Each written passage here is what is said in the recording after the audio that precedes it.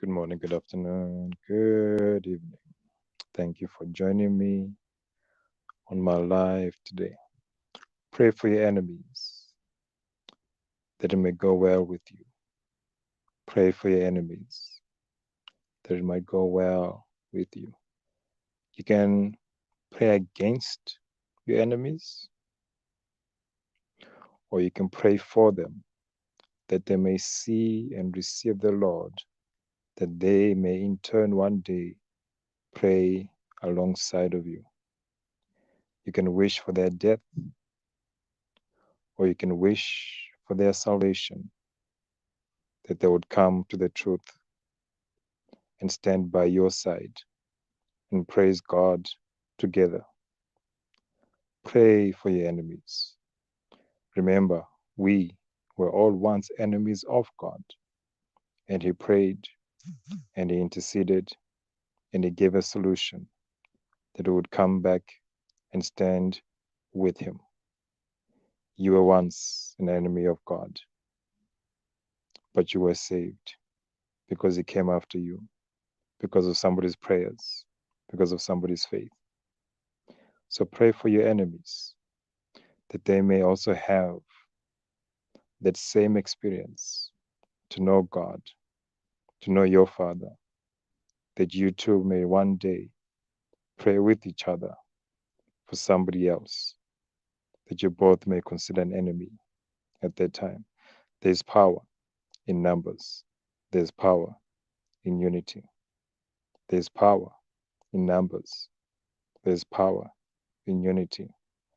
God seeks that all should come to get to know Him and His marvelous light. So pray for your enemies. You were once an enemy of God.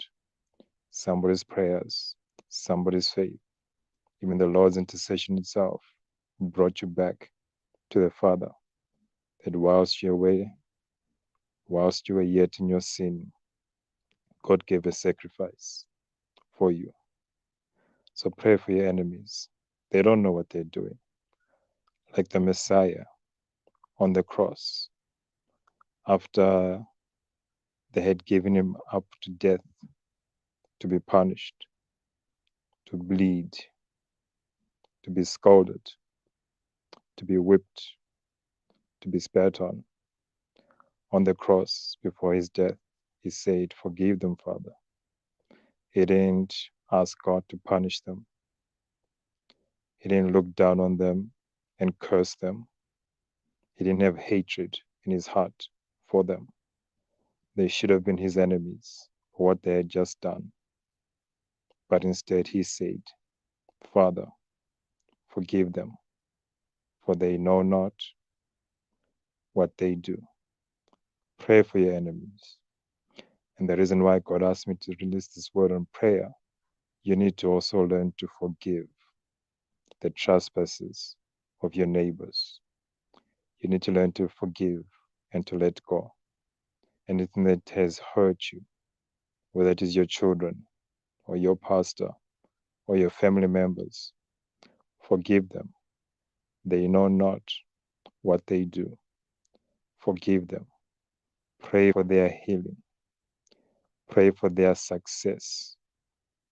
Pray that they may increase, not decrease, not be in pain, not to suffer. Pray that they will be healed, that they will be comforted, that the spirit of joy would overcome them, that they may see what hopefully you have come to see, that God is a good God. They also need an opportunity to come to that same marvelous, redemptive state of mind, that peace that you have in your spirit because of what God has done for you. Pray for your enemies. Let go of anything that will prevent you from praying for them. It is a hard word to receive, but it is a good word to receive.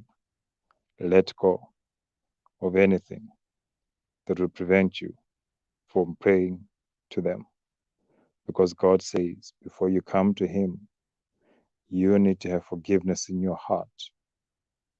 You need to let go of everything within your heart that is weighing you down before you can speak to God and ask Him to forgive you of the wrongs that you have committed against Him.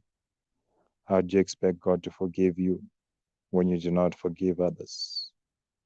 How do you expect God to forgive you when you don't forgive your neighbors, your friends, your family members, your governments, your Zareshke? So much. Let me not go there. There is so much. Forgive. Let go. Pray for them.